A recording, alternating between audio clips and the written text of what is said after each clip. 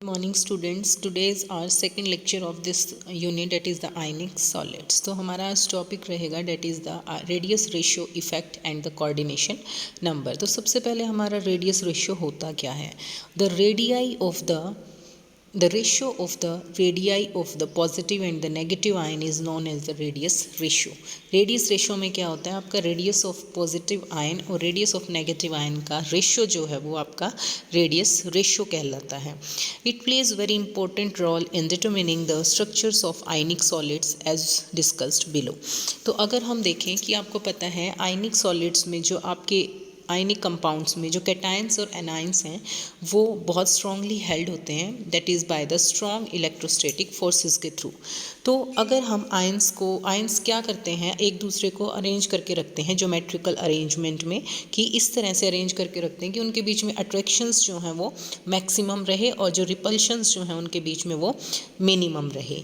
तो अगर हम आयनिक क्रिस्टल लें ए बी टाइप का, तो उसमें अगर हम लेंगे ए पॉजिटिव आपका कैटायन है और ए बी नेगेटिव जो है आपका एनायन है. तो इसमें अगर हम देखें ए में क्या है, हमारे पास एक स्ट्रक्चर है जिसमें कि आपका कैटायन से सराउंडेड है नेगेटिव आयंस, और उसमें जो है नेगेटिव आयन सारे एक दूसरे को टच कर रहे हैं, और इसका अरेंजमेंट जो है वो इस टाइप से है कि इसमें रिपल्शंस जो है मिनिमम है और जो अट्रैक्शन है वो मैक्सिमम है.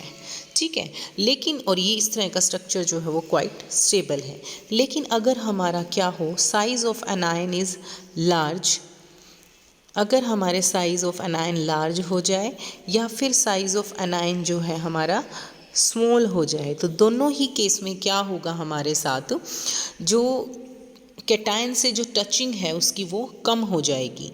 जैसे अगर हमारा स्मॉल एनायन है तो कैटायन से टच हो रहे हैं लेकिन उसमें दूर है, such structure will be quite stable.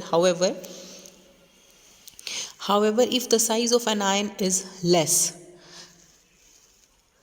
the anion will no longer touch other anion, एक दूसरे को टच नहीं करेंगे, and the structure will B unstable, जैसे कि हमारा इस बी में दिखाया हुआ है. और अगर हमारा साइज ऑफ एनायन लार्ज है जैसे इसमें है, तो हमारे कैटायन एनायंस एक दूसरे को टच करेंगे लेकिन वो कैटायन को टच नहीं कर रहे, and the structure will also be unstable.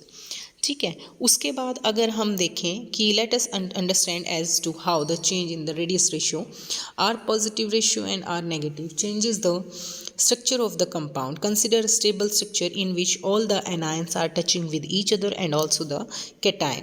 लेकिन अगर हमारा रेडियस रेशियो डिक्रीज होता है, जैसे इसमें दिखाएं रेडियस रेशियो डिक्रीज होगा. रेडियस रेशियो डिक्रीज किसकी वजह से होगा, रेडियस रेशियो डिक्रीजेस किसकी वजह से, या तो कैटायन का साइज़ डिक्रीज हो जाए या फिर एनायन का साइज़ इंक्रीज हो जाए.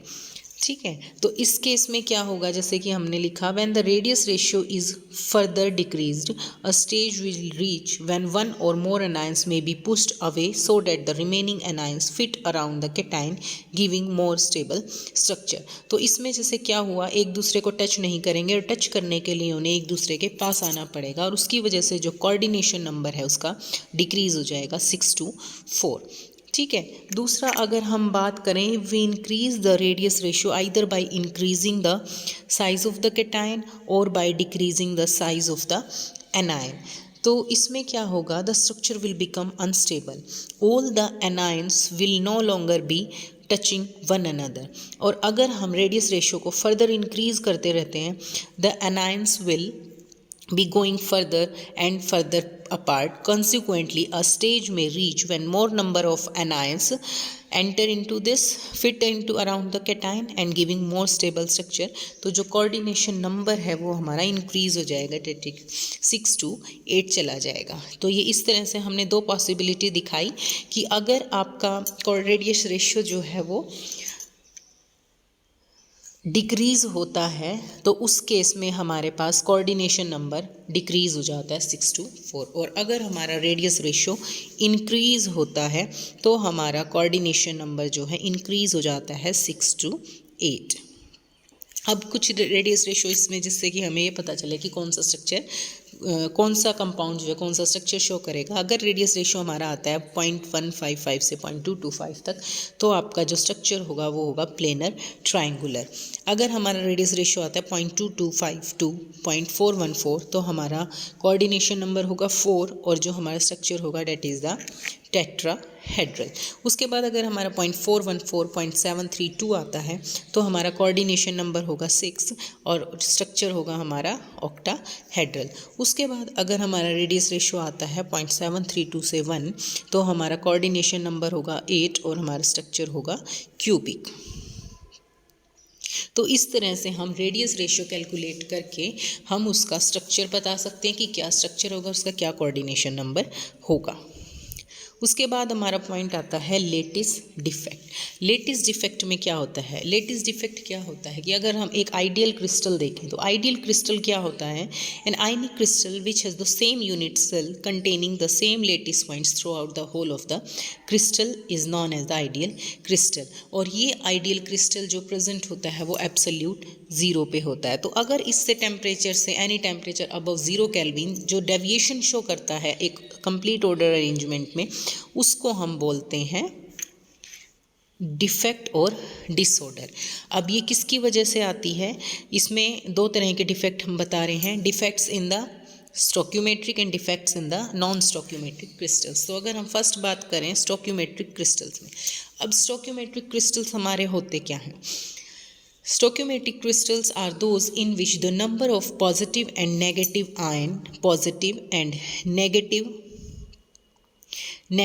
ions are exactly in the ratio indicated by the chemical formula. For simplicity, we can consider the compound of type AB having the equal number of A plus and P minus ion. तो इस तरह के स्टोक्यूमेट्रिक defect में जो आपके दो तरह के डिफेक्ट हैं, फ्रैंकल और शॉर्ट की डिफेक्ट। तो सबसे पहले हम पढ़ेंगे शॉर्ट की डिफेक्ट। शॉर्ट की डिफेक्ट में क्या होता है? अगर हमारे इक्वल नंबर ऑफ कैटायन और एनायंस जो हैं वो क्रिस्टल को लीव करते हैं, तो पीछे जो छोड़ेंगे वो होल्स होंगे, तो उससे जो जनरेट होगा डेट इज़ द शॉर्ट की डिफेक्ट। अब इसमें क्या है, हमारा एक कैटायन, जैसे अगर हम इसमें देखें ये है आइडियल क्रिस्टल, यहाँ पे क्या किया, एक कैटायन वैकेंसी होगी और एक एनायन वैकेंसी होगी, दो होल्स प्रेजेंट हो गए हमारे यहाँ पे। ठीक है, ये किस टाइप में प्रेजेंट होता है? या तो कोऑर्डिनेशन नंबर हाई हो आयनिक कंपाउंड्स का, या फिर जो है कैटायन और एनायन का साइज जो है वो कम डिफरेंस का हो दोनों में। एग्जाम्पल जैसे हैं इसके NaCl, KCl, KBr और सीजियम क्लोराइड। उसके बाद अगर हम देखें फ्रैंकल डिफेक्ट में, तो फ्रैंकल डिफेक्ट में क्या होगा, एक कैटायन जो है अपनी जगह छोड़ देगा, लेकिन वो प्रेजेंट हो, कैटायन ने जगह छोड़ दी और वो इंटरस्टिशियल साइड पे जो है वो अपनी पोजीशन ऑक्यूपाई कर लेगा बिटवीन द लेटिस पॉइंट। तो ये कहाँ प्रेजेंट होगा? कोऑर्डिनेशन नंबर लो हो, या फिर एनायंस जो है much larger in size than that of the cations. Example क्या है? AgCl, AgBr, AgI। ठीक है, अब इसके कंसिक्वेंसेस क्या हैं हमारे पास शॉर्ट के एंड फ्रैंकल के? Because of the presence of these defects the electrical conductivity of crystals increases. When an electric field is applied, a nearby ion moves from its lattice point to occupy a hole, and this results in creating a new hole, and another nearby ion moves into it, and so on.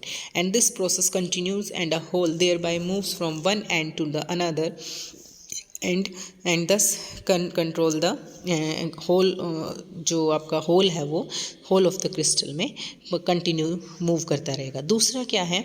Due to the presence of the holes in the crystal the density decreases.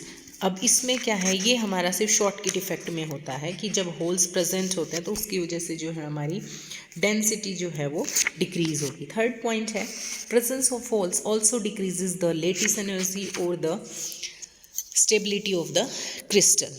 और अगर ज़्यादा holes present होंगे तो हमारा compound जो है वो crystal जो है वो ब्रेक भी हो सकता है, कोलैप्स भी हो सकता है।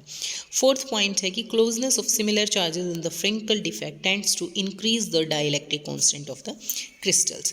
सेकेंड पॉइंट है हमारा non stoichiometric crystals. Non stoichiometric crystals क्या होते हैं?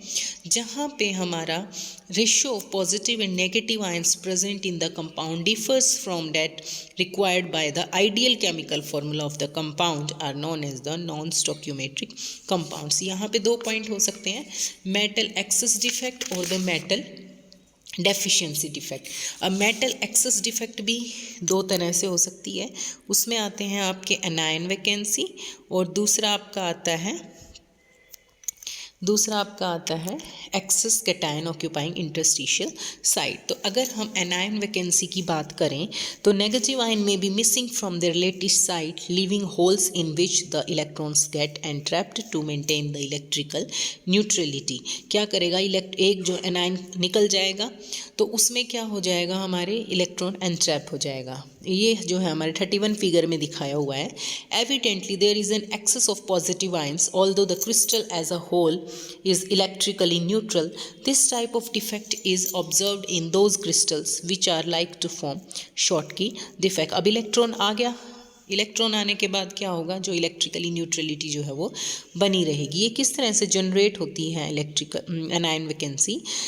When alkali metal halide crystal are heated in the atomic atmosphere of the alkali metal vapors, the metal atoms get deposited on the surface of the alkali metal halide crystal and the halide ion move into the surface and combine with the metal atom.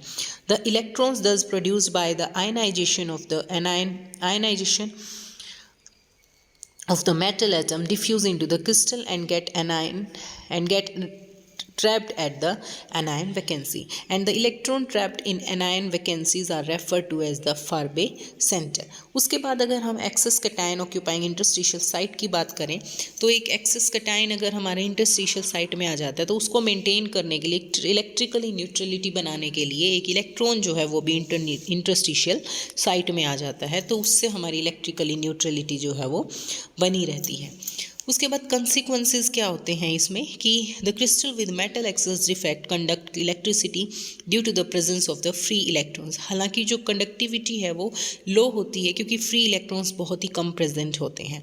Because of the low conductivity of the metals, इन्हें हम semi conductors कहते हैं, और ये N type semi conductors हैं क्योंकि जो current flow हो रहा है वो फ्री इलेक्ट्रॉन्स की वजह से हो रहा है। उसके बाद जो है हमारा मेटल डेफिशिएंट डिफेक्ट्स, उसमें आता है हमारा कैटायन वैकेंसीज और एक्सेस एनायंस। कैटायन वैकेंसी में क्या होगा हमारे कि एक पॉजिटिव आयन को निकाल लेंगे और नियर बाय जो है उसको बैलेंस करने के लिए उससे हायर चार्ज का जो है एक कैटायन उसमें ऐड कर देंगे, ठीक है। लेकिन एक होल जनरेट हो जाएगा। ये कहाँ पे प्रेजेंट होता है? जो एटम जो है वो वेरिएबल ऑक्सीडेशन स्टेट शो करते हैं। उसके अलावा सेकंड पॉइंट है हमारा एनायन एक्सेस। एनायन एक्सेस में क्या होगा कि एक जो हमारा एक एनायन है वो इंटरस्टिशियल साइट में आ जाएगा और उसको मेंटेन करने के लिए दूसरा जो साइड वाला कैटायन है वो हायर पॉजिटिव चार्ज शो करेगा, ठीक है, और उसकी वजह से जो इलेक्ट्रिकली न्यूट्रलिटी जो है वो बनी रहेगी। इसमें मेटल डेफिशिएंट डिफेक्ट्स की वजह से क्या होता है कि यहाँ पे होल्स प्रेजेंट होते हैं। The conductivity is due to the movement of electron one ion to another, and when an electron moves from ion A positive to it changes to the A2 positive, it also called movement of positive hole। क्योंकि क्या होता है कि A positive से A2 positive में जाता है तो एक होल क्रिएट होता है और उसकी वजह से इसको हम P टाइप सेमीकंडक्टर्स कहते हैं। That's all for today. Thank you so much.